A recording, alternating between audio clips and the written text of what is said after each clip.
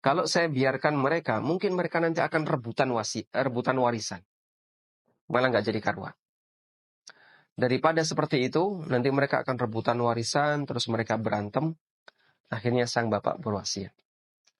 Saya berwasiat, disaksikan oleh anak-anaknya, istrinya, bisa juga oleh orang lain, dan tertulis lebih bagus. Sebagaimana pesan Nabi SAW. Assalamualaikum warahmatullahi wabarakatuh. Alhamdulillahi rabbil alamin. Wabihi nasta'inu ala umuri dunya wad din. Wa ashhadu an la ilaha illallah wahdahu la syarika lah. Wa ashhadu anna Muhammadan abduhu wa rasuluh.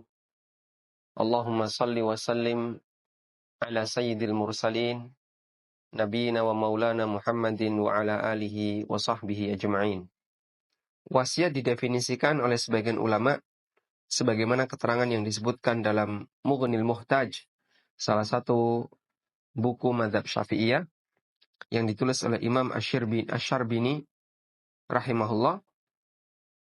Wasiat didefinisikan dengan tamlikun mudhafun ila ma ba'dal mauti an tariqit tabarru'i sawa'un fil a'yani awil manafi'. Pemindahan kepemilikan mudhafun ila ma ba'dal maut, yang disandarkan pada kondisi setelah kematian, atau pemindahan kepemilikan yang terjadi setelah kematian antori kita baru melalui akad sosial sehingga sifatnya sukarela seperti hibah atau hadiah atau sedekah atau yang lainnya, baik untuk objek harta, baik a'yan awil manafi, atau untuk objek berupa hak yang bernilai. Hak yang bernilai misalnya ada orang punya royalti sehingga dia sampaikan kepada masyarakat atau sampaikan ke satu masjid tertentu, nanti royalti untuk karya saya ini saya serahkan ke masjid A atau ke masjid B. Atau dengan ungkapan yang lebih ringkas, wasiat adalah pemberian harta yang digantung dengan kematian pemiliknya. Ngomongnya sebelum mati, tapi tertunaikannya setelah mati. Itulah wasiat. Dari sini kita bisa membedakan antara hibah dengan wasiat. Kalau hibah, ngomongnya ketika masih hidup dan diserahkan ketika masih hidup. Sedangkan wasiat ngomongnya ketika masih hidup, dia sampaikan ketika masih hidup, dan ditunaikan setelah meninggal.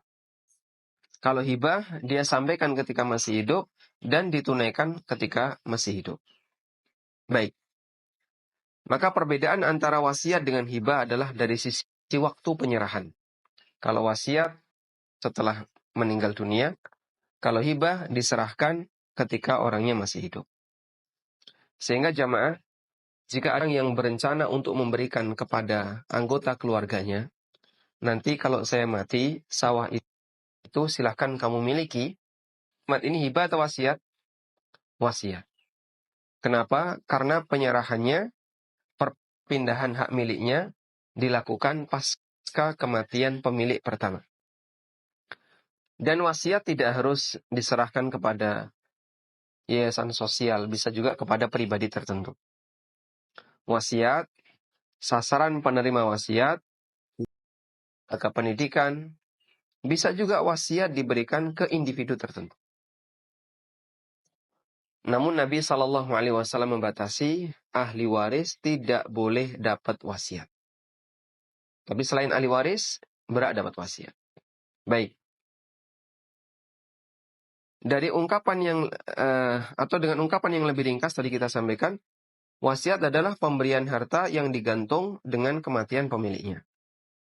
Misalnya si A ketika hidup mengatakan, nanti jika saya mati, tolong serahkan uang 10 juta ini, dan dia membawa uang 10 juta, tolong serahkan uang 10 juta ini ke pesantren Al-Furqan Gresik. Maka dari pengertian di atas kita bisa memahami kaitan makna bahasa dengan makna istilah dari kata wasiat. Bahwa ketika seorang sudah meninggal dunia, maka dia tidak bisa lagi untuk beramal. Namun dengan adanya wasiat, dia tetap bisa menyambung amalnya yang dilaksanakan oleh orang lain yang mendapatkan pesan wasiat. Dilaksanakan oleh orang lain yang mendapatkan pesan wasiat. Sehingga si A di depan si B, si A mengatakan, nanti kalau saya mati, tolong emas ini, dia serahkan emas misalnya 10 gram, tolong emas ini diserahkan ke Yayasan Amal Abadi Indonesia, mau saya wakafkan. Baik. Kemudian didengar oleh si B. Maka sah sebagai wasiat. Sah sebagai wasiat. Namun baru pindah hak milik emas tersebut menjadi harta wakaf untuk Yayasan Amal Abadi Indonesia jika pemiliknya sudah meninggal dunia. Baik. Dalam contoh di atas, ketika si A hidup, dia mengatakan, nanti jika saya mati, tolong serahkan senilai sekian. Ketika si A meninggal, maka hartanya bukan lagi miliknya. Namun pindah menjadi milik ahli warisnya. Akan tetapi ahli waris harus menyerahkan uang wakaf senilai 10 juta ke pesantren yang dituju atas nama si A. Sehingga sedekah uang itu sebagai amalan si A yang disambungkan oleh keluarganya. Makanya disebut wasiat yang maknanya adalah menyambung karena amal itu disambungkan setelah orangnya meninggal dunia. Baik. Selanjutnya ada 2 bentuk wasiat. Dilihat dari bentuknya, wasiat ada 2. Pertama, wasiat berupa harta atau hak yang bernilai. Contohnya, wasiat berupa hak cipta atau royalti sebuah karya, wasiat berupa duit, wasiat berupa tanah, dan seterusnya. Hak bernilai ini bisa diwasiatkan karena hakikatnya termasuk harta. Yang kedua, wasiat berupa pesan moral. Wasiat berupa pesan moral. Wasiat ini objeknya bukan harta, namun tugas yang harus dilaksanakan pasca kematian pemberi wasiat. Misalnya, dia berwasiat agar anaknya yang masih bayi nanti disekolahkan di tempatnya si A. Atau putrinya yang belum menikah agar dinikahkan dengan B. Termasuk pesan agar anaknya belajar agama ke pesantren C. Atau jenazahnya, dia minta tolong jenazah saya nanti ditangani secara syariat. Boleh orang berwasiat seperti ini. Nanti kalau saya mati, tolong jenazah saya ditangani oleh lembaga pengurusan jenazah Al-Baqi yang diselenggarakan oleh Yayasan Amal Abadi Indonesia. Jadi YAI punya satu lembaga yang ngurusi kematian, namanya Al-Baqi. Dan alhamdulillah kita juga sudah ada mobil jenazah. Lalu orang pingin, nanti biar jenazah saya itu diurusi sesuai sunnah, maka pesan tolong nanti diserahkan ke Al-Baqi. Dan ini lebih didahulukan, karena itu sesuai dengan keinginan jenazah. Dibandingkan posisi keluarga. Sehingga kalau keluarga misalnya minta, enggak, kami sendiri yang akan ngurusi. Maka ini pelanggaran terhadap pesan yang dulu disampaikan oleh si mayit sebelum dia mati. Dan itu dilarang. Kecuali kalau di situ ada unsur yang merepotkan, misalnya di Jakarta, sementara Al-Baqi di Jogja, kan tidak mungkin ya. Kemudian tim ini berangkat ke Jakarta, butuh waktu yang lama, sementara jenazah harus segera diurusi. Tapi kalau jenazahnya ada di Jogja, kemudian diurusi oleh tim yang ada di Jogja, ya itu masih mungkin untuk ditangani. Kalaupun ada penundaan, paling hanya setengah jam sampai 1 jam. Tapi kalau kemudian sampai luar kota, mungkin itu akan memberatkan, Sehingga wasiat yang statusnya memberatkan seperti ini nanti bisa dibatalkan. Dari Ibnu Umar radhiyallahu anhu, Nabi Shallallahu alaihi wasallam pernah bersabda, "Ma haqqu mri'in muslimin lahu syai'un yusi fihi yabitu thalatha layalin illa wa wasiyatuhu indahu maktubah." Tidak dibenarkan bagi seorang muslim yang ingin mewasiatkan sesuatu, namun dia biarkan wasiat itu selama 3 hari, kecuali wasiatnya telah tertulis di dekatnya. Nggak boleh bagi seorang muslim yang ingin punya pesan sesuatu, terus dia biarkan tidak ditulis selama 3 hari. Sehingga Nabi SAW ngasih toleransi,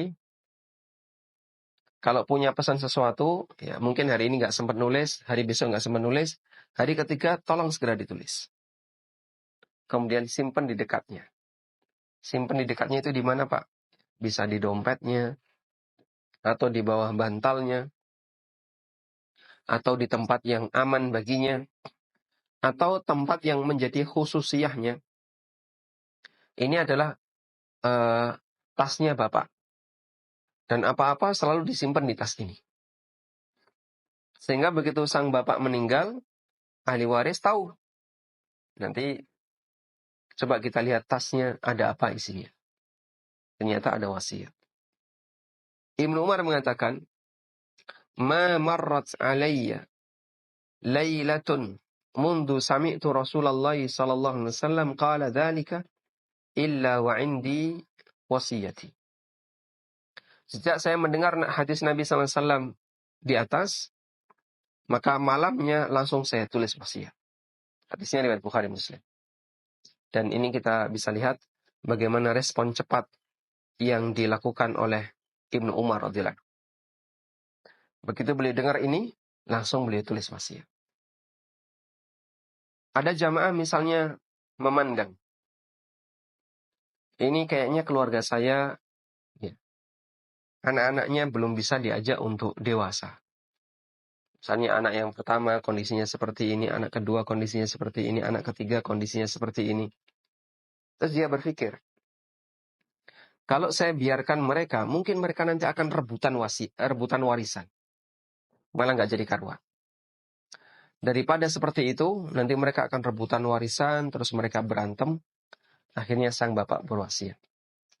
Saya berwasiat, disaksikan oleh anak-anaknya, istrinya, bisa juga oleh orang lain, dan tertulis lebih bagus. Sebagaimana pesan Nabi SAW. Saya berwasiat agar jika saya mati, harta yang saya tinggalkan dibagi warisannya sesuai hukum Allah.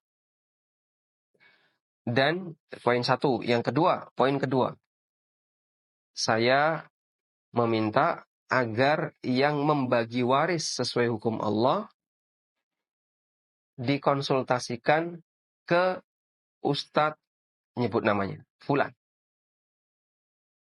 Yang ketiga, saya wajibkan kepada seluruh anak saya dan ahli waris saya untuk mengikuti arahan ustadz fulan. Yang mungkin beliau anggap ustadz fulan itu adalah ustadz yang paham masalah fikih warisan, paham masalah fikih dalam kasus seperti ini, dan beliau orang yang jujur, amanah, gak bisa disogok, sehingga tidak mungkin nanti ada salah satu anak yang nyogok, terus minta kepada ustadz, tolong ustadz kasih fatwa yang kayak gini. Gak bisa. Maka wasiat ini mengikat. Jika ada salah satu anaknya yang menyalahi isi dari wasiat ini, maka dia yang menanggung dosa. Baik. Dan wasiat yang dimaksud dalam hadis bisa bentuknya wasiat harta maupun wasiat pesan moral. Kita lanjutkan. Contoh wasiat pesan moral. Ada beberapa pesan para nabi yang Allah ceritakan dalam Al-Quran. Yang itu menjadi wasiat mereka, tapi bentuknya pesan moral. Bagi keturunannya maupun umatnya. Di antaranya wasiat Ibrahim alaihissalatu wassalam. Allah menceritakan dalam Al-Quran surat Al-Baqarah ayat 132. Tentang wasiat Ibrahim dan Yakub. Allah berfirman, "Wa wassa biha Ibrahimu banihi wa Ya'qubu, ya baniya innallaha astafa lakumud dina, fala tamutunna illa wa antum muslimun." Ibrahim mewasiatkan hal itu, yaitu untuk berpegang teguh dengan agama Allah. Demikian pula Yakub, mereka mewasiatkan kepada anak-anaknya, "Ya bani, wahai anakku." Ibrahim punya anak siapa? Ismail dan Ishak. Ismail dari ibunda Hajar dan Ishak dari ibunda Sarah radhiyallahu anhuma. Beliau berpesan kepada anak-anaknya.